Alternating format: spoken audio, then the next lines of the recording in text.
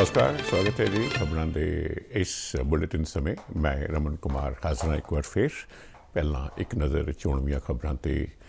प्रकाश जावड़ेकर ने कहा कि भारत ने नव्याणयोग ऊर्जा ते जोर देने तो इलावा हरियाली नूं उत्साहित करके जहरीलियां गैसां की निकासी नूं घट करन दे कई उपराले कीते। बिहार विधानसभा चोणां दे नतीजे ते चोणां दे तीजे ते अंतिम पड़ाअ लई चोण प्रचार समाप्त। तीजे पड़ाअ तहत आउंदे शनिवार 78 विधानसभा हलकिਆਂ ਵਿੱਚ ਵੋਟਾਂ ਪਈਆਂ ਛਾਣਕੀਆਂ। रक्षा मंत्री राजनाथ सिंह ने कहा कि भारत मौजूदा एक तरफा ਅਤੇ ਹਮਲਾਵਰ रुझान के मद्देनज़र किसी भी कीमत ते अपनी प्रभुसत्ता ते ਖੇਤਰੀ ਅਖੰਡਤਾ ਦੀ ਰਾਖੀ ਲਈ वचनबद्ध। 3 रफाल लड़ाकू जहाज़ां दा दूजा बैच बीती शाम गुजरात के जामनगर एयरबेस से पहुंचा।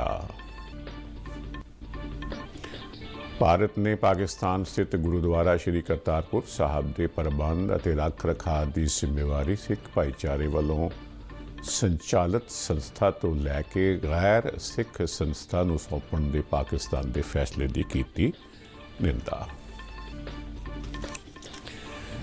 कांग्रेस पार्टी का एक वफद अज पंजाब विच माल गड्डियां की आवाजाही मुड़ बहाल करने के मुद्दे ते रेल मंत्री पीयूष गोयल नूं मिलिया। रेल मंत्री ने माल गड्डियां की बहाली लई पंजाब सरकार नूं गड्डियां के संचालन लई सुरक्षा का भरोसा देण लई आख्या। रेल मंत्री ने स्पष्ट किया कि जब तक रेलवे ट्रैक क्लियर नहीं हो जाते तब तक गड्डियां नहीं चल सकदियां। भारत में कोरोना तो सेहतयाब हुए लोगों की गिणती 77,22,000 के नेड़े पहुंची। कोरोना तो ठीक होने की कौमी दर 92.2% पर पहुंची। श्रोमणी कमेटी का आम इजलास 23 नवंबर को होगा, जिस दौरान प्रधान, मीत प्रधान और अंतरंग कमेटी के 11 मैंबरों की चोण की जाएगी। ते हुण खबरां विस्तार नाल। वातावरण, जंगलात और पौण पाणियां आदि तब्दीली बारे मंत्री प्रकाश जावड़ेकर ने कहा कि भारत ने नव्याणयोग ऊर्जा ते जोर देने तो इलावा हरियाली नूं उत्साहित करके जहरीलियां गैसां की निकासी नूं घट करने के कई उपराले कीते हैं। जावड़ेकर ने कहा कि देश ने सारे ही मापदंडां ते बहुत वधिया प्रदर्शन किया है। अज नवीं दिल्ली में पौण पाणी तब्दीली बारे भारत के मुख्य कार्यकारी अधिकारियों के फोरम को संबोधित करदे जावड़ेकर ने कहा कि भारत ने 2030 तक नव्याणयोग ऊर्जा के उत्पादन का 450 गीगावाट का टीचा हासिल करना निर्धारित किया है। उन्होंने कहा कि भारत ने जहरीलियां गैसां की निकासी नूं घट करने लई पेरिस समझौते तहत राष्ट्रीय पद्धर ते निर्धारित योगदान का ऐलान किया है। जावड़ेकर ने कहा कि भारत में प्रति व्यक्ति कार्बन निकासी विकसित देशों के मुकाबले बहुत घट है। उन्होंने आख्या कि पौण पाणी तब्दीली एक महत्वपूर्ण मुद्दा है तो इस नाल नजिठण लई सारे मुल्कां नूं रल के कोशिश करनी चाहिए है। उन्होंने विकसित मुल्कां नूं अपील की कि वो इस समस्या नाल नजिठण लई पौण पाणी की अनुकूल टैक्नोलॉजी किफायती दर ते उपलब्ध करवाउण। इस मौके पर उन्होंने पौण पाणी तब्दीली ते निजी खेतर का ऐलाननामा भी जारी किया। जावड़ेकर ने कोविड-19 नाल नजिठण लई भारत दी कोशिशों की शलाघा करदਿਆਂ कहा कि उसने पूरी दुनिया को इस महामारी नाल नजिठण की राह विखाई है। उन्होंने भी कहा कि भारत विच आर्थिक गतिविधियां मुड़ तो आम वर्गियां हो रही ने ते वख-वख आर्थिक मापदंडां विच हर रोज़ सुधार वेखण नूं मिल रहा है। By action, our Prime Minister has written that the answer to inconvenient truth is convenient action, and that convenient action path is very important. As we know, historically, world is getting lot of emissions over hundreds of years since Industrial Revolution that has caused climate change, and our responsibility in historical emission is just 3%. Even today in the present context, our emission load of the world emission load or world is only 6%. So that is also, we are low in the present context. We are absolutely low in the historical context. Bihar Vidhan Sabha ਦੇ ਚੋਣਾਂ ਦੇ ਤੀਜੇ ਤੇ ਅੰਤਿਮ ਪੜਾਅ ਲਈ ਚੋਣ ਪ੍ਰਚਾਰ ਅੱਜ ਸ਼ਾਮ ਸਮਾਪਤ ਹੋ ਗਿਆ। 243 ਮੈਂਬਰੀ ਬਿਹਾਰ ਵਿਧਾਨ ਸਭਾ ਦੇ ਤੀਜੇ ਪੜਾਅ ਤਹਿਤ ਆਉਂਦੇ ਸ਼ਨੀਵਾਰ 78 ਵਿਧਾਨ ਸਭਾ ਹਲਕਿਆਂ ਵਿੱਚ ਵੋਟਾਂ ਪਾਈਆਂ ਜਾਣੀਆਂ ਨੇ, ਜਿਸ ਦੌਰਾਨ ਇਹਨਾਂ ਹਲਕਿਆਂ ਦੇ 2 ਕਰੋੜ 35 ਲੱਖ ਤੋਂ ਵੱਧ ਵੋਟਰ 1214 ਉਮੀਦਵਾਰਾਂ ਦੀ ਕਿਸਮਤ ਦਾ ਫੈਸਲਾ ਕਰ ਸਕਣਗੇ। ਤੀਜੇ ਗੇੜ ਦੀਆਂ ਵੋਟਾਂ ਦੇ ਨਾਲ ਹੀ ਬਿਹਾਰ ਦੇ ਵਾਲਮੀਕੀ ਨਗਰ ਸੰਸਦੀ ਹਲਕੇ ਦੀ ਉਪਚੋਣ ਵੀ ਕਰਵਾਈ ਜਾ ਰਹੀ ਹੈ। ਇਹ ਸੀਟ ਜਨਤਾ ਦਲ ਯੂਨਾਈਟਿਡ ਦੇ ਸਾਂਸਦ ਵੈਦਿਆਨਾਥ ਮਹਾਤੋ ਦੀ ਮੌਤ ਕਾਰਨ ਖਾਲੀ ਹੋਈ ਹੈ। ਪਾਰਟੀ ਨੇ ਇਸ ਵਾਰ ਵੈਦਿਆਨਾਥ ਮਹਾਤੋ ਦੇ ਪੁੱਤਰ ਸੁਨੀਲ ਕੁਮਾਰ ਨੂੰ ਆਪਣਾ ਉਮੀਦਵਾਰ ਬਣਾਇਆ ਹੈ। ਪੂਰਬੀ ਲਦਾਖ ਵਿੱਚ ਅਸਲ ਕੰਟਰੋਲ ਰੇਖਾ ਦੇ ਨਾਲ ਭਾਰਤ ਤੇ ਚੀਨ ਦੀ ਸਰਹੱਦ ਤੇ ਲਗਾਤਾਰ ਵੱਧ ਰਹੇ ਤਣਾਅ ਦਰਮਿਆਨ ਰੱਖਿਆ ਮੰਤਰੀ ਰਾਜਨਾਥ ਸਿੰਘ ਨੇ ਅੱਜ ਕਿਹਾ ਕਿ ਭਾਰਤ ਮੌਜੂਦਾ ਇੱਕ ਤਰਫਾ ਤੇ ਹਮਲਾਵਰ ਰੁਝਾਨ ਦੇ ਮੱਦੇਨਜ਼ਰ ਕਿਸੇ ਵੀ ਕੀਮਤ ਤੇ ਆਪਣੀ ਪ੍ਰਭੂਸੱਤਾ ਤੇ ਖੇਤਰੀ ਅਖੰਡਤਾ ਦੀ ਰਾਖੀ ਲਈ ਵਚਨਬੱਧ ਹੈ। ਉਨ੍ਹਾਂ ਆਖਿਆ ਕਿ ਭਾਰਤ ਇੱਕ ਅਮਨ ਪਸੰਦ ਮੁਲਕ ਹੈ, ਪਰ ਉਸ ਨੂੰ ਸਰਹੱਦਾਂ ਤੇ ਵੰਗਾਰਾਂ ਪੇਸ਼ ਆ ਰਹੀਆਂ ਹਨ। ਰਾਜਨਾਥ ਸਿੰਘ ਅੱਜ ਨੈਸ਼ਨਲ ਡਿਫੈਂਸ ਕਾਲਜ ਦੀ ਡਾਇਮੰਡ ਜੁਬਲੀ ਮੌਕੇ ਇੱਕ ਸੈਮੀਨਾਰ ਨੂੰ ਸੰਬੋਧਨ ਕਰ ਰਹੇ ਸਨ। ਉਨ੍ਹਾਂ ਕਿਹਾ ਕਿ ਮਤਭੇਦਾਂ ਨੂੰ ਵਿਵਾਦਾਂ ਵਿੱਚ ਬਦਲਣ ਨਹੀਂ ਦੇਣਾ ਚਾਹੀਦਾ ਤੇ ਅਸੀਂ ਮਤਭੇਦਾਂ ਨੂੰ ਸ਼ਾਂਤਮਈ ਢੰਗ ਨਾਲ ਹੱਲ ਕਰਨਾ ਚਾਹੁੰਦੇ ਹਾਂ। ਰੱਖਿਆ ਮੰਤਰੀ ਨੇ ਕਿਹਾ ਕਿ ਭਾਰਤ ਆਪਣੀਆਂ ਸਰਹੱਦਾਂ ਤੇ ਅਮਨ ਅਤੇ ਸ਼ਾਂਤੀ ਲਈ ਕੀਤੇ ਗਏ ਸਮਝੌਤਿਆਂ ਤੇ ਪ੍ਰੋਟੋਕਾਲ ਦਾ ਸਨਮਾਨ ਕਰਦਾ, ਪਰ ਇਸ ਦੇ ਨਾਲ ਹੀ ਦੇਸ਼ ਦੀ ਪ੍ਰਭੂਸੱਤਾ ਤੇ ਖੇਤਰੀ ਅਖੰਡਤਾ ਦੀ ਰਾਖੀ ਲਈ ਕਿਸੇ ਵੀ ਤਰ੍ਹਾਂ ਦੀ ਕੁਰਬਾਨੀ ਦੇਣ ਲਈ ਅਸੀਂ ਤਿਆਰ ਹਾਂ। ਉਨ੍ਹਾਂ ਕਿਹਾ ਕਿ ਪਿਛਲੇ 6 ਸਾਲਾਂ ਦੌਰਾਨ ਭਾਰਤ ਨੇ ਹਮ ਖਿਆਲੀ ਮੁਲਕਾਂ ਨਾਲ ਪਾਈਵਾਲੀ ਕਰਨ ਤੇ ਜ਼ੋਰ ਦਿੱਤਾ ਹੈ, ਜਿਸ ਤੋਂ ਭਾਰਤ ਦੀ ਭਾਰਤ ਪਰ ਸ਼ਾਂਤੀ ਪਹਿਲ ਕਦਮੀ ਦਾ ਹਿੱਸਾ ਬਣਨ ਦੀ ਵਚਨਬੱਧਤਾ ਨਜ਼ਰ ਆਉਂਦੀ ਹੈ। ਰਾਜਨਾਥ ਸਿੰਘ ਨੇ ਕਿਹਾ ਕਿ ਅਮਰੀਕਾ ਨਾਲ ਸਾਡੀ ਰਣਨੀਤਿਕ ਪਾਈਵਾਲੀ ਪਹਿਲਾਂ ਨਾਲੋਂ ਕਿਤੇ ਵੱਧ ਮਜ਼ਬੂਤ ਹੈ। ਇਸੇ ਤਰ੍ਹਾਂ ਪਿਛਲੇ ਕੁਝ ਸਾਲਾਂ ਦੌਰਾਨ ਜਾਪਾਨ ਨਾਲ ਭਾਰਤ ਦੀ ਦੋਸਤੀ ਕਾਫੀ ਵਧੀ ਹੈ। ਉਨ੍ਹਾਂ ਆਖਿਆ ਕਿ ਜੂਨ ਮਹੀਨੇ ਹੋਏ ਭਾਰਤ ਤੇ ਆਸਟ੍ਰੇਲੀਆ ਵਿਚਾਲੇ ਵਰਚੁਅਲ ਸਿਖਰ ਸੰਮੇਲਨ ਨੇ ਸਾਡੀ ਵਿਆਪਕ ਰਣਨੀਤਿਕ ਪਾਈਵਾਲੀ ਨੂੰ ਹੋਰ ਮਜ਼ਬੂਤ ਕੀਤਾ ਹੈ। ਰੂਸ ਬਾਰੇ ਬੋਲਦਿਆਂ ਉਨ੍ਹਾਂ ਆਖਿਆ ਕਿ ਭਾਰਤ ਨੇ ਮਿਲਟਰੀ ਖੇਤਰ ਵਿੱਚ ਰੂਸ ਨਾਲ ਬਹੁਤ ਚੰਗੇ ਸਬੰਧ ਬਣਾਏ ਹਨ, ਜੋ ਲਗਾਤਾਰ ਜਾਰੀ ਹਨ।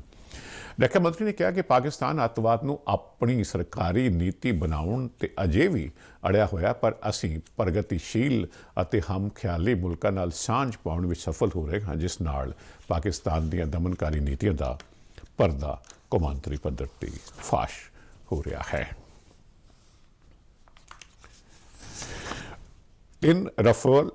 ਤਿੰਨ ਰਫਾਲ ਲੜਾਕੂ ਜਹਾਜ਼ਾਂ ਦਾ ਦੂਜਾ ਬੈਚ ਬੀਤੀ ਸ਼ਾਮ ਗੁਜਰਾਤ ਦੇ ਜਾਮਨਗਰ ਏਅਰਬੇਸ ਤੇ ਪਹੁੰਚ ਗਿਆ।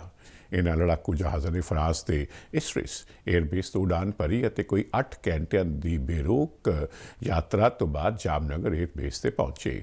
ਇਸ ਦੌਰਾਨ ਰਫਾਲ ਲੜਾਕੂ ਜਹਾਜ਼ਾਂ ਨੇ 3700 ਮੀਲ ਦਾ ਹਵਾਈ ਸਫ਼ਰ ਤੈਅ ਕੀਤਾ ਤੇ ਇਹਨਾਂ ਜਹਾਜ਼ਾਂ ਵਿੱਚ ਉਡਾਨ ਦੌਰਾਨ ਹੀ ਤੇਲ ਭਰਿਆ ਗਿਆ ਤੇ ਲੜਾਕੂ ਰਫਾਲ ਜਹਾਜ਼ਾਂ ਦਾ ਇਹ ਬੈਚ ਜਾਮਨਗਰ ਏਅਰਬੇਸ ਤੇ ਇੱਕ ਦਿਨ ਰੁਕਣ ਤੋਂ ਬਾਅਦ ਅੰਬਾਲਾ ਏਅਰਬੇਸ ਤੇ ਪਹੁੰਚਣਾ ਹੈ। ਜ਼ਿਕਰਯੋਗ ਹੈ ਕਿ ਭਾਰਤੀ ਹਵਾਈ ਸੈਨਾ ਨੂੰ ਹਰ 2 ਮਹੀਨੇ ਦੇ ਵਕਫੇ ਤੇ 3 ਤੋਂ 4 ਰਫਾਲ ਲੜਾਕੂ ਜਹਾਜ਼ ਮਿਲਣ ਦੀ ਉਮੀਦ ਹੈ। ਰੱਖਿਆ ਮੰਤਰੀ ਰਾਜਨਾਥ ਸਿੰਘ ਨੇ ਭਾਰਤੀ ਹਵਾਈ ਸੈਨਾ ਨੂੰ ਬੇਹੱਦ ਜਟਿਲ ਮਿਸ਼ਨ ਸਫਲਤਾ ਨਾਲ ਮੁਕੰਮਲ ਕਰਨ ਤੇ ਵਧਾਈ ਦਿੱਤੀ ਹੈ।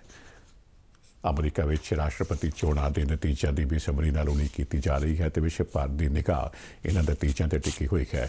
ਉਧਰ ਅਮਰੀਕਾ ਵਿੱਚ ਵੋਟਾਂ ਦੀ ਗਿਣਤੀ ਅਜੇ ਵੀ ਜਾਰੀ ਹੈ। ਬੇਸ਼ੱਕ ਰਿਪਬਲਿਕਨ ਤੇ ਡੈਮੋਕ੍ਰੈਟਸ ਦੋਹਾਂ ਸਿਆਸੀ ਪਾਰਟੀਆਂ ਦੇ ਰਾਸ਼ਟਰਪਤੀ ਅਹੁਦੇ ਲਈ ਉਮੀਦਵਾਰ ਇਹਨਾਂ ਚੋਣਾਂ ਵਿੱਚ ਵੱਡੀ ਜਿੱਤ ਦੇ ਦਾਅਵੇ ਕਰ ਰਹੇ ਹਨ ਅਤੇ ਸਮਰਥਕਾਂ ਨੂੰ ਜਸ਼ਨ ਲਈ ਤਿਆਰ ਰਹਿਣ ਲਈ ਆਖ ਰਹੇ ਹਨ, ਪਰ ਦੋਹਾਂ ਵਿਚਾਲੇ ਫਸਵੀਂ ਟੱਕਰ ਜਾਰੀ ਹੈ ਤੇ ਵੋਟਾਂ ਦੀ ਗਿਣਤੀ ਪੂਰੀ ਹੋਣ ਲਈ ਅਜੇ ਕੁਝ ਸਮਾਂ ਲੱਗਣਾ ਹੈ। 548 ਮੈਂਬਰੀ ਇਲੈਕਟੋਰਲ ਕਾਲਜ ਵਿੱਚੋਂ ਜੋ ਬਾਈਡਨ 264 ਸੀਟਾਂ ਤੇ ਜਿੱਤ ਲੈ ਕੇ ਅਗਾਂਹ ਹਨ। ਉਹ 270 ਲੋੜੀਂਦੀਆਂ ਸੀਟਾਂ ਲਈ ਸਿਰਫ 6 ਸੀਟਾਂ ਨਾਲ ਪਿੱਛੇ ਹਨ, ਜਦਕਿ ਮੌਜੂਦਾ ਰਾਸ਼ਟਰਪਤੀ ਡੋਨਾਲਡ ਟਰੰਪ ਵੱਲੋਂ 214 ਸੀਟਾਂ ਤੇ ਜਿੱਤ ਹਾਸਲ ਕਰਨ ਦੀ ਖਬਰਾਂ ਮਿਲ ਰਹੀਆਂ ਨੇ, ਪਰ ਅਜੇ ਵੀ ਇਹਨਾਂ ਅੰਕੜਿਆਂ ਨੂੰ ਫੈਸਲਾ ਕੁਨ ਨਹੀਂ ਮੰਨਿਆ ਜਾ ਸਕਦਾ। ਅੱਜ ਸਵੇਰੇ ਆਪਣੇ ਸੰਬੋਧਨ ਵਿੱਚ ਡੋਨਾਲਡ ਟਰੰਪ ਨੇ ਕਈ ਸਟੇਟਾਂ ਵਿੱਚ ਭਾਰੀ ਜਿੱਤ ਦੇ ਦਾਅਵੇ ਦੇ ਨਾਲ ਪੋਲਿੰਗ ਅਤੇ ਗਿਣਤੀ ਤੇ ਸ਼ੰਕੇ ਜ਼ਾਹਰ ਕਰਦਿਆਂ ਸੁਪਰੀਮ ਕੋਰਟ ਤੱਕ ਪਹੁੰਚ ਕਰਨ ਦੀ ਗੱਲ ਆਖੀ। ਭਾਰਤ ਨੇ ਪਾਕਿਸਤਾਨ ਸਥਿਤ ਗੁਰਦੁਆਰਾ ਸ਼੍ਰੀ ਕਰਤਾਰਪੁਰ ਸਾਹਿਬ ਦੇ ਪ੍ਰਬੰਧ ਅਤੇ ਰੱਖ ਰਖਾਅ ਦੀ ਜ਼ਿੰਮੇਵਾਰੀ ਸਿੱਖ ਭਾਈਚਾਰੇ ਵੱਲੋਂ ਸੰਚਾਲਿਤ ਸੰਸਥਾ ਤੋਂ ਲੈ ਕੇ ਗੈਰ ਸਿੱਖ ਸਮੁਦਾਇ ਦੀ ਸੰਸਥਾ ਨੂੰ ਸੌਂਪਣ ਦੇ ਫੈਸਲੇ ਦੀ ਨਿੰਦਾ ਕੀਤੀ ਹੈ। ਭਾਰਤ ਦੇ ਵਿਦੇਸ਼ ਮੰਤਰਾਲੇ ਨੇ ਬਿਆਨ ਵਿੱਚ ਕਿਹਾ ਹੈ ਕਿ ਅਜਿਹੀਆਂ ਖਬਰਾਂ ਮਿਲ ਰਹੀਆਂ ਹਨ ਕਿ ਸਿੱਖ ਗੁਰਦੁਆਰਾ ਪ੍ਰਬੰਧਕ ਕਮੇਟੀ ਤੋਂ ਕੰਮ ਵਾਪਸ ਲੈ ਕੇ ਗੈਰ ਸਿੱਖ ਸੰਸਥਾ ਇਵੈਕੂਈ ਟਰਸਟ ਪ੍ਰਾਪਰਟੀ ਬੋਰਡ ਨੂੰ ਸੌਂਪਿਆ ਗਿਆ ਹੈ। ਮੰਤਰਾਲੇ ਨੇ ਕਿਹਾ ਕਿ ਪਾਕਿਸਤਾਨ ਦਾ ਇਹ ਇੱਕ ਤਰਫਾ ਫੈਸਲਾ ਕਰਤਾਰਪੁਰ ਸਾਹਿਬ ਲਾਂਘੇ ਤੇ ਸਿੱਖ ਭਾਈਚਾਰੇ ਦੀਆਂ ਧਾਰਮਿਕ ਭਾਵਨਾਵਾਂ ਦੇ ਖਿਲਾਫ ਹੈ। ਸਿੱਖ ਭਾਈਚਾਰੇ ਨੇ ਪਾਕਿਸਤਾਨ ਦੇ ਇਸ ਫੈਸਲੇ ਤੇ ਚਿੰਤਾ ਜ਼ਾਹਰ ਕਰਦਿਆਂ ਵਿਦੇਸ਼ ਮੰਤਰਾਲੇ ਨੂੰ ਲਿਖਿਆ ਹੈ, ਸਿੱਖ ਸਮੁਦਾਇ ਦਾ ਮੰਨਣਾ ਹੈ ਕਿ ਪਾਕਿਸਤਾਨ ਦੇ ਇਸ ਕਦਮ ਨਾਲ ਘੱਟ ਗਿਣਤੀ ਸਿੱਖ ਭਾਈਚਾਰੇ ਦੇ ਅਧਿਕਾਰਾਂ ਦਾ ਘਾਣ ਹੋਇਆ ਹੈ। ਭਾਰਤ ਨੇ ਕਿਹਾ ਕਿ ਇਸ ਤਰ੍ਹਾਂ ਦੀ ਕਾਰਵਾਈ ਪਾਕਿਸਤਾਨ ਦੀ ਅਸਲੀਅਤ ਦਰਸਾਉਂਦੀ ਹੈ ਤੇ ਧਾਰਮਿਕ ਘੱਟ ਗਿਣਤੀ ਭਾਈਚਾਰੇ ਦੇ ਕਲਿਆਣ ਅਤੇ ਉਹਨਾਂ ਦੇ ਹੱਕਾਂ ਦੀ ਰਾਖੀ ਦੇ ਉਸ ਦੇ ਦਾਅਵਿਆਂ ਦੀ ਪੋਲ ਖੋਲ੍ਹਦੀ ਹੈ। ਭਾਰਤ ਨੇ ਪਾਕਿਸਤਾਨ ਨੂੰ ਆਪਣੇ ਇਸ ਫੈਸਲੇ ਨੂੰ ਵਾਪਸ ਲੈਣ ਦੀ ਅਪੀਲ ਕੀਤੀ ਹੈ। ਰੇਲ ਮੰਤਰੀ ਪੀਯੂਸ਼ ਗੋਇਲ ਨੇ ਸਪਸ਼ਟ ਕੀਤਾ ਕਿ ਜਦ ਤੱਕ ਪੰਜਾਬ ਵਿੱਚ ਰੇਲ ਟਰੈਕ ਕਲੀਅਰ ਨਹੀਂ ਕਰਵਾਏ ਜਾਂਦੇ ਅਤੇ ਸੂਬਾ ਸਰਕਾਰ ਰੇਲ ਗੱਡੀਆਂ ਤੇ ਸੰਚਾਲਨ ਸਟਾਫ ਦੀ ਮੁਕੰਮਲ ਸੁਰੱਖਿਆ ਦਾ ਭਰੋਸਾ ਨਹੀਂ ਦਿੰਦੀ, ਉਦੋਂ ਤੱਕ ਪੰਜਾਬ ਵਿੱਚ ਰੇਲ ਸੇਵਾਵਾਂ ਬਹਾਲ ਨਹੀਂ ਕੀਤੀਆਂ ਜਾ ਸਕਦੀਆਂ। ਅੱਜ ਕਾਂਗਰਸ ਪਾਰਟੀ ਨਾਲ ਸੰਬੰਧਿਤ ਸਾਂਸਦਾਂ ਨੇ ਨਵੀਂ ਦਿੱਲੀ ਵਿੱਚ ਰੇਲ ਮੰਤਰੀ ਨਾਲ ਮੁਲਾਕਾਤ ਕਰਕੇ ਪੰਜਾਬ ਵਿੱਚ ਮੌਜੂਦਾ ਸਥਿਤੀ ਦੇ ਮੱਦੇਨਜ਼ਰ ਛੇਤੀ ਤੋਂ ਛੇਤੀ ਰੇਲ ਸੇਵਾਵਾਂ ਮੁੜ ਬਹਾਲ ਕਰਨ ਦੀ ਅਪੀਲ ਕੀਤੀ। ਜ਼ਿਕਰਯੋਗ ਹੈ ਕਿ ਪੰਜਾਬ ਵਿੱਚ ਕਿਸਾਨ ਜਥੇਬੰਦੀਆਂ ਦੇ ਰੇਲ ਲੋਕ ਅੰਦੋਲਨ ਕਰਕੇ ਥਾਂ-ਥਾਂ ਤੇ ਰੇਲ ਪਟੜੀਆਂ ਤੇ ਧਰਨੇ ਦਿੱਤੇ ਜਾ ਰਹੇ ਹਨ। ਇਹ ਕਿਸਾਨ ਕੇਂਦਰ ਵੱਲੋਂ ਲਿਆਂਦੇ ਗਏ 3 ਖੇਤੀ ਕਾਨੂੰਨਾਂ ਦੇ ਖਿਲਾਫ ਅੰਦੋਲਨ ਕਰ ਰਹੇ ਹਨ। ਰੇਲਵੇ ਵੱਲੋਂ 23 ਅਕਤੂਬਰ ਤੋਂ ਪੰਜਾਬ ਵਿੱਚ ਮਾਲ ਗੱਡੀਆਂ ਤੇ ਮੁਸਾਫਰ ਗੱਡੀਆਂ ਦੀ ਆਵਾਜਾਈ ਬੰਦ ਕਰ ਦਿੱਤੀ ਗਈ ਸੀ, ਜਿਸ ਕਾਰਨ ਸੂਬੇ ਵਿੱਚ ਜ਼ਰੂਰੀ ਵਸਤਾਂ ਦੀ ਢੋਆ ਢੁਆਈ ਤੇ ਬਹੁਤ ਮਾੜਾ ਅਸਰ ਪਿਆ ਹੈ। ਕੋਲਾ ਨਾ ਪਹੁੰਚਣ ਕਾਰਨ ਤਾਪ ਬਿਜਲੀ ਘਰਾਂ ਵਿੱਚ ਉਤਪਾਦਨ ਠੱਪ ਹੋ ਗਿਆ। ਇਸ ਤੋਂ ਇਲਾਵਾ ਹੋਰ ਜ਼ਰੂਰੀ ਵਸਤਾਂ ਦੀ ਢੋਆ ਢੁਆਈ ਵਿੱਚ ਵਿਘਨ ਪੈਣ ਕਾਰਨ ਵੱਡੇ ਪੱਧਰ ਤੇ ਦਿੱਕਤਾਂ ਪੇਸ਼ ਆ ਰਹੀਆਂ ਹਨ। ਰੇਲ ਮੰਤਰੀ ਪੀਯੂਸ਼ ਗੋਇਲ ਨੇ ਆਪਣੇ ਟਵੀਟ ਵਿੱਚ ਕਿਹਾ ਕਿ ਪੰਜਾਬ ਦੇ ਪ੍ਰਮੁੱਖ ਨੇਤਾਵਾਂ ਨੇ ਉਹਨਾਂ ਨਾਲ ਅੱਜ ਮੁਲਾਕਾਤ ਕਰਕੇ ਵਿਚਾਰ ਵਟਾਂਦਰਾ ਕੀਤਾ ਹੈ। ਗੋਇਲ ਨੇ ਅੱਗੇ ਲਿਖਿਆ ਕਿ ਰੇਲਵੇ ਪੰਜਾਬ ਦੇ ਕਿਸਾਨਾਂ ਤੇ ਸਨਅਤਾਂ ਲਈ ਆਪਣੀਆਂ ਸੇਵਾਵਾਂ ਸ਼ੁਰੂ ਕਰਨ ਲਈ ਤਿਆਰ ਹੈ। ਉਹਨਾਂ ਪੰਜਾਬ ਸਰਕਾਰ ਤੋਂ ਰੇਲ ਗੱਡੀਆਂ ਦੇ ਸੰਚਾਲਨ ਦੀ ਸੁਰੱਖਿਆ ਦਾ ਭਰੋਸਾ ਦੇਣ ਅਤੇ ਰੇਲਵੇ ਟਰੈਕ ਨੂੰ ਕਲੀਅਰ ਕਰਨ ਦੀ ਗੱਲ ਆਖੀ ਹੈ। ਇਸ ਦੌਰਾਨ ਭਾਰਤੀ ਜਨਤਾ ਪਾਰਟੀ ਦੇ ਕੌਮੀ ਜਨਰਲ ਸਕੱਤਰ ਤਰੁਣ ਚੁਗ ਨੇ ਵੀ ਅੱਜ ਰੇਲ ਮੰਤਰੀ ਨਾਲ ਮੁਲਾਕਾਤ ਕਰਕੇ ਕਿਸਾਨ ਅੰਦੋਲਨ ਕਾਰਨ ਸੂਬੇ ਵਿੱਚ ਨਿਰਾਸ਼ਾਜਨਕ ਸਥਿਤੀ ਤੋਂ ਉਹਨਾਂ ਨੂੰ ਜਾਣੂ ਕਰਵਾਇਆ। ਉਹਨਾਂ ਆਖਿਆ ਕਿ ਰੇਲ ਸੇਵਾਵਾਂ ਮੁਲਤਵੀ ਰਹਿਣ ਕਾਰਨ ਸੂਬੇ ਵਿੱਚ ਜਨ ਜੀਵਨ ਤੇ ਸਨਅਤਾਂ ਵਿੱਚ ਉਤਪਾਦਨ ਰੁਕ ਗਿਆ ਹੈ। ਤਰੁਣ ਚੁਗ ਨੇ ਛੇਤੀ ਤੋਂ ਛੇਤੀ ਸੂਬੇ ਵਿੱਚ ਰੇਲ ਸੇਵਾਵਾਂ ਬਹਾਲ ਕਰਨ ਦੀ ਬੇਨਤੀ ਕੀਤੀ। ਭਾਰਤ ਨੇ ਕੋਵਿਡ-19 ਵਿਰੁੱਧ ਜੰਗ ਵਿੱਚ ਇੱਕ ਨਵਾਂ ਮੀਲ ਪੱਥਰ ਕਾਇਮ ਕੀਤਾ ਹੈ। ਦੇਸ਼ ਵਿੱਚ ਹੁਣ ਤੱਕ 77 ਲੱਖ ਤੋਂ ਵੱਧ ਕੋਰੋਨਾ ਮਰੀਜ਼ ਸਿਹਤਯਾਬ ਹੋਏ ਹਨ, ਜਿਸ ਨਾਲ ਕੋਰੋਨਾ ਤੋਂ ਠੀਕ ਹੋਣ ਦੀ ਕੌਮੀ ਦਰ 92.2% ਤੇ ਪਹੁੰਚ ਗਈ ਹੈ। ਕੇਂਦਰੀ ਸਿਹਤ ਮੰਤਰਾਲੇ ਦੇ ਅੰਕੜਿਆਂ ਅਨੁਸਾਰ ਇਸ ਸਮੇਂ ਕੋਰੋਨਾ ਤੋਂ ਸਿਹਤਯਾਬ ਹੋਏ ਲੋਕਾਂ ਦੀ ਸੰਖਿਆ 70 ਲੱਖ 12,000 ਦੇ ਨੇੜੇ ਪਹੁੰਚ ਗਈ ਹੈ ਤੇ ਦੇਸ਼ ਵਿੱਚ ਕੋਰੋਨਾ ਤੋਂ ਠੀਕ ਹੋਏ ਮਾਮਲਿਆਂ ਦੀ ਗਿਣਤੀ ਮੌਜੂਦਾ ਐਕਟਿਵ ਮਾਮਲਿਆਂ ਤੋਂ ਕੋਈ 15 ਗੁਣਾ ਜ਼ਿਆਦਾ ਹੈ। ਬੀਤੇ ਦਿਨ 15,000 ਤੋਂ ਵੱਧ ਕੋਰੋਨਾ ਮਰੀਜ਼ ਸਿਹਤਯਾਬ ਹੋਏ, ਜਦਕਿ 50,000 ਨਵੇਂ ਕੋਰੋਨਾ ਮਾਮਲੇ ਸਾਹਮਣੇ ਆਏ। ਭਾਰਤ ਵਿੱਚ ਐਕਟਿਵ ਮਾਮਲੇ ਕੋਰੋਨਾ ਦੀ ਪੁਸ਼ਟੀ ਵਾਲੇ ਕੁੱਲ ਮਾਮਲਿਆਂ ਦੇ 6.5% ਤੋਂ ਵੀ ਹੇਠ ਆ ਗਏ ਹਨ। ਇਸੇ ਤਰ੍ਹਾਂ ਭਾਰਤ ਵਿੱਚ ਕੋਰੋਨਾ ਦੀ ਮੌਤ ਦਰ ਵੀ ਹੇਠਾਂ ਆਈ ਹੈ, ਜੋ ਇਸ ਸਮੇਂ 1.49% ਹੈ। ਸ਼੍ਰੋਮਣੀ ਗੁਰਦੁਆਰਾ ਪ੍ਰਬੰਧਕ ਕਮੇਟੀ ਦੇ ਪ੍ਰਧਾਨ ਗੋਬਿੰਦ ਸਿੰਘ ਲੌਂਗੋਵਾਲ ਨੇ ਕਿਹਾ ਕਿ ਸ਼੍ਰੋਮਣੀ ਕਮੇਟੀ ਦਾ ਆਮ ਇਜਲਾਸ 27 ਨਵੰਬਰ ਨੂੰ ਸੱਦਿਆ ਜਾ ਰਿਹਾ ਹੈ, ਜਿਸ ਦੌਰਾਨ ਪ੍ਰਧਾਨ, ਮੀਤ ਪ੍ਰਧਾਨ ਤੇ ਅੰਤਰੰਗ ਕਮੇਟੀ ਦੇ 11 ਮੈਂਬਰਾਂ ਦੀ ਚੋਣ ਕੀਤੀ ਜਾਏਗੀ। ਅੱਜ ਅੰਮ੍ਰਿਤਸਰ ਵਿੱਚ ਇੱਕ ਪ੍ਰੈਸ ਕਾਨਫਰੰਸ ਦੌਰਾਨ ਉਹਨਾਂ ਦੱਸਿਆ ਕਿ 27 ਨਵੰਬਰ ਨੂੰ SGPC ਹੈੱਡਕੁਆਰਟਰ ਦੇ ਤੇਜਾ ਸਿੰਘ ਸਮੁੰਦਰੀ ਹਾਲ ਵਿੱਚ ਸਵੇਰੇ 11 ਵਜੇ ਇਹ ਇਜਲਾਸ ਸ਼ੁਰੂ ਹੋਵੇਗਾ, ਜਿਸ ਵਿੱਚ ਸਿੰਘ ਸਾਹਿਬਾਨ ਅਤੇ SGPC ਮੈਂਬਰ ਸ਼ਿਰਕਤ ਕਰਨਗੇ। SGPC ਪ੍ਰਧਾਨ ਨੇ ਪਾਕਿਸਤਾਨ ਸਰਕਾਰ ਨੂੰ ਅਪੀਲ ਕੀਤੀ ਹੈ ਕਿ ਗੁਰੂ ਨਾਨਕ ਦੇਵ ਜੀ ਦੇ ਪਾਵਨ ਅਸਥਾਨ ਨੂੰ ਕਮਾਈ ਦਾ ਜ਼ਰੀਆ ਨਾ ਬਣਾਵੇ। ਉਹਨਾਂ ਆਖਿਆ ਕਿ 27 ਨਵੰਬਰ ਨੂੰ ਪਾਕਿਸਤਾਨ ਜਾਣ ਵਾਲਾ ਵਫਦ ਉੱਥੋਂ ਦੀ ਸਰਕਾਰ ਦੇ ਪ੍ਰਤੀਨਿਧਾਂ ਨਾਲ ਗੱਲਬਾਤ ਕਰੇਗਾ।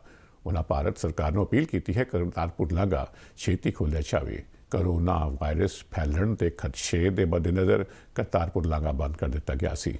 ਗੋਬਿੰਦ ਸਿੰਘ ਲੌਂਗੋਵਾਲ ਨੇ ਕਿਹਾ ਕਿ SGPC ਦਾ 100 ਸਾਲਾ ਸਥਾਪਨਾ ਦਿਵਸ 15 ਨਵੰਬਰ ਨੂੰ ਮਨਾਇਆ ਜਾਵੇਗਾ। ਉਹਨਾਂ ਦੱਸਿਆ ਕਿ ਸ਼੍ਰੀ ਅਕਾਲ ਤਖ਼ਤ ਸਾਹਿਬ ਵਿੱਚ ਸ਼੍ਰੀ ਅਖੰਡ ਪਾਠ ਸਾਹਿਬ ਦੇ ਪਾਠ ਆਰੰਭੇ ਜਾਣਗੇ। 17 ਤਰੀਕ ਨੂੰ ਗੁਰਦੁਆਰਾ ਮੰਜੀ ਸਾਹਿਬ ਦੀਵਾਨ ਹਾਲ ਵਿੱਚ ਖਾਸ ਸਮਾਗਮ ਕਰਵਾਇਆ ਜਾਵੇਗਾ। ਤੇ ਬੁਲੇਟਿਨ ਦੇ ਅਖੀਰ ਵਿੱਚ ਚੋਣਵੀਆਂ ਖਬਰਾਂ ਤੇ ਇੱਕ ਨਜ਼ਰ ਫਿਰ ਤੋਂ। ਪ੍ਰਕਾਸ਼ ਜਾਵੜੇਕਰ ਨੇ ਕਿਹਾ ਕਿ ਭਾਰਤ ਨੇ ਨਵਿਆਉਣਯੋਗ ਊਰਜਾ ਤੇ ਜ਼ੋਰ ਦੇਣ ਤੋਂ ਇਲਾਵਾ ਹਰਿਆਲੀ ਨੂੰ ਉਤਸ਼ਾਹਿਤ ਕਰਕੇ ਜ਼ਹਿਰੀਲੀਆਂ ਗੈਸਾਂ ਦੀ ਨਿਕਾਸੀ ਨੂੰ ਘੱਟ ਕਰਨ ਦੇ ਉਪਾਅ ਕੀਤੇ। ਬਿਹਾਰ ਵਿਧਾਨ ਸਭਾ ਚੋਣਾਂ ਦੇ ਤੀਜੇ ਤੇ ਅੰਤਿਮ ਪੜਾਅ ਲਈ ਚੋਣ ਪ੍ਰਚਾਰ ਸਮਾਪਤ। ਤੀਜੇ ਪੜਾਅ ਤਹਿਤ ਆਉਂਦੇ ਸ਼ਨੀਵਾਰ 78 ਵਿਧਾਨ ਸਭਾ ਹਲਕਿਆਂ ਵਿੱਚ ਵੋਟਾਂ ਪਾਈਆਂ ਜਾਣਗੀਆਂ। ਰੱਖਿਆ ਮੰਤਰੀ ਰਾਜਨਾਥ ਸਿੰਘ ਨੇ ਕਿਹਾ ਕਿ ਭਾਰਤ ਮੌਜੂਦਾ ਇੱਕ ਤਰਫਾ ਤੇ ਹਮਲਾਵਰ ਰੁਝਾਨ ਦੇ ਮੱਦੇਨਜ਼ਰ ਕਿਸੇ ਵੀ ਕੀਮਤ ਤੇ ਆਪਣੀ ਪ੍ਰਭੂਸੱਤਾ ਤੇ ਖੇਤਰੀ ਅਖੰਡਤਾ ਦੀ ਰਾਖੀ ਲਈ ਵਚਨਬੱਧ। 3 ਰਫਾ ਲੜਾਕੂ ਜਹਾਜ਼ਾਂ ਦਾ ਦੂਜਾ ਬੈਚ ਬੀਤੀ ਸ਼ਾਮ ਗੁਜਰਾਤ ਦੇ ਜਾਮਨਗਰ ਏਅਰਬੇਸ ਤੇ ਪਹੁੰਚਿਆ। ਭਾਰਤ ਨੇ ਪਾਕਿਸਤਾਨ ਸਥਿਤ ਗੁਰਦੁਆਰਾ ਸ਼੍ਰੀ ਕਰਤਾਰਪੁਰ ਸਾਹਿਬ ਦੇ ਪ੍ਰਬੰਧ ਅਤੇ ਰੱਖ ਰਖਾਅ ਦੀ ਜ਼ਿੰਮੇਵਾਰੀ ਸਿੱਖ ਭਾਈਚਾਰੇ ਵੱਲੋਂ ਸੰਚਾਲਿਤ ਸੰਸਥਾ ਤੋਂ ਲੈ ਕੇ ਗੈਰ ਸਿੱਖ ਸੰਸਥਾ ਨੂੰ ਸੌਂਪਣ ਦੇ ਪਾਕਿਸਤਾਨ ਦੇ ਫੈਸਲੇ ਦੀ ਕੀਤੀ ਨਿੰਦਾ। ਕਾਂਗਰਸ ਪਾਰਟੀ ਦਾ ਇੱਕ ਵਫਦ ਅੱਜ ਪੰਜਾਬ ਵਿੱਚ ਮਾਲ ਗੱਡੀਆਂ ਦੀ ਆਵਾਜਾਈ ਮੁੜ ਬਹਾਲ ਕਰਨ ਦੇ ਮੁੱਦੇ ਤੇ ਰੇਲ ਮੰਤਰੀ ਪਿਊਸ਼ ਗੋਇਲ ਨੂੰ ਮਿਲਿਆ। ਰੇਲ ਮੰਤਰੀ ਨੇ ਮਾਲ ਗੱਡੀਆਂ ਦੀ ਬਹਾਲੀ ਲਈ ਪੰਜਾਬ ਸਰਕਾਰ ਨੂੰ ਗੱਡੀਆਂ ਦੇ ਸੰਚਾਲਨ ਲਈ ਸੁਰੱਖਿਆ ਦਾ ਭਰੋਸਾ ਦੇਣ ਲਈ ਆਖਿਆ। ਰੇਲ ਮੰਤਰੀ ਨੇ ਸਪਸ਼ਟ ਕੀਤਾ ਕਿ ਜਦ ਤੱਕ ਰੇਲ ਟਰੈਕ ਕਲੀਅਰ ਨਹੀਂ ਹੋ ਜਾਂਦੇ ਤਦ ਤੱਕ ਗੱਡੀਆਂ ਚਲਾਉਣੀਆਂ ਸੰਭਵ ਨਹੀਂ। ਭਾਰਤ ਵਿੱਚ ਕੋਰੋਨਾ ਤੋਂ ਸਿਹਤਯਾਬ ਹੋਏ ਲੋਕਾਂ ਦੀ ਗਿਣਤੀ 77,12,000 ਦੇ ਨੇੜੇ। ਕੋਰੋਨਾ ਤੋਂ ਠੀਕ ਹੋਣ ਦੀ ਕੌਮੀ ਦਰ 92.2% ਤੇ ਪਹੁੰਚੀ। ਸ਼੍ਰੋਮਣੀ ਕਮੇਟੀ ਦਾ ਆਮ ਇਜਲਾਸ 27 ਨਵੰਬਰ ਨੂੰ ਹੋਵੇਗਾ, ਜਿਸ ਦੌਰਾਨ ਪ੍ਰਧਾਨ, ਮੀਤ ਪ੍ਰਧਾਨ ਤੇ ਅੰਤਰੰਗ ਕਮੇਟੀ ਦੇ 11 ਮੈਂਬਰਾਂ ਦੀ ਚੋਣ ਕੀਤੀ ਜਾਏਗੀ। ਸੋ ਜੀ, ਇਹ ਸਨ ਇਸ ਬੁਲੇਟਿਨ ਦੀਆਂ ਖਬਰਾਂ। ਇਹਤਿਆਤ ਵਰਤੋ, ਆਪਣਾ ਖਿਆਲ ਰੱਖੋ। ਇਜਾਜ਼ਤ ਦਿਓ। ਨਮਸਕਾਰ।